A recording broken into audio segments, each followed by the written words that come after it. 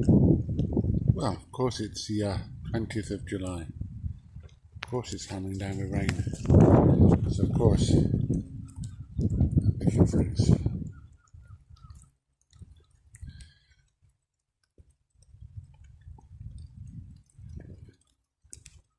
I mean, why wouldn't you? It's England in the summer.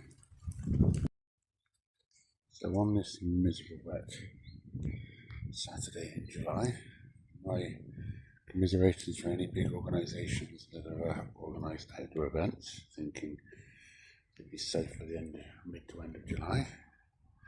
Anyway, I picked my first courgette. There's a few more to come in the next week or so, I'd say. My second set of sweet corn is there. It'll either come or it won't. My outdoor sowing, climbing French beans is going mad. By comparison, that's the ones overwintered. So yeah, they certainly do catch up. Those are planted, well, once overwintered, they were planted early in pots, kept in a polytunnel until they were ready to come out. Planted out about a month before these were sown. Gives you an idea. That's my first lot of sweet corn. Yeah, not bad. I've had better. I've had them taller than me, but I think that was a freak year. We had a perfect storm of conditions. These are what you call the bush tomatoes. That's bushy bush. There's one plant. You can see lots of fruits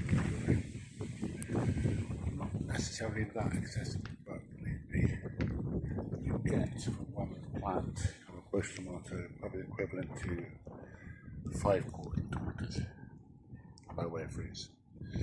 So yeah, it's all pretty good. Okay, just a thought experiment for you. If somebody wants to try it out another time, I might even do it myself again. A few years back, I looked at these bush tomatoes with no variety name. I mistakenly planted out what I thought were bush tomatoes, and I planted out about 12 of them. It turned out they were actually San Marzano plum tomatoes, or for Americans, paste tomatoes. And do you know what? I had absolute tons of fruit, big size fruits, big as your fist, and they did really well.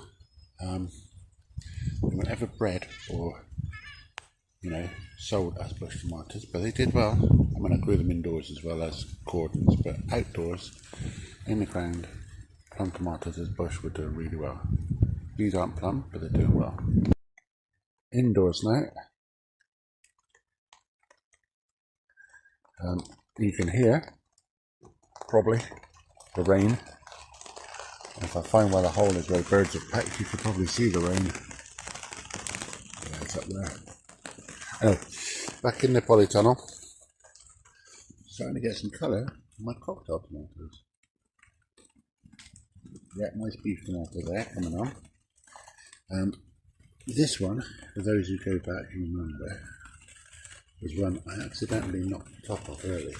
If you go back down to here, you'll see there, that point, you got the focus, that sort of grafted. It's not a graft, it's where I trained the sidekick to take over the main leader.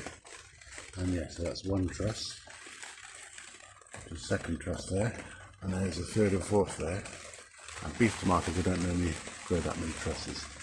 Now the cocktail one, and I refer to them as beef and cocktail, not by variety names, because I bought them cheap and they only had descriptors, not names. There's my other beef there.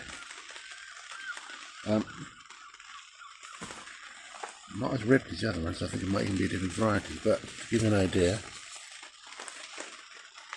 that's the size of that one. They're doing really well. I think they're about 90p a plant or something. So yeah, I'm pleased with that. These are the Gardener's Delight seedlings that I picked up off of Facebook Marketplace or Seed Swap, I think it was. I can see a side shoot. And I thought they were going to be plants. It turned out it was a tray full of seedlings, you know, pretty much only just past the first leaf stage. So I kept a few of them on, gave a few away. That's 4 plants there from those. They should do alright. Talk about side shoots. All these here are doing well, they're rooted. I don't know if they'll actually come to fruition, it depends how late of summer we have. Those are all side shoots that are stuck in the ground. They don't all work there. But yeah, those are doing alright. Now, what I was going to say is, my shallots are pretty dry. I think I might take them home because the weather's still like this. I'll give you something to do sorting those out.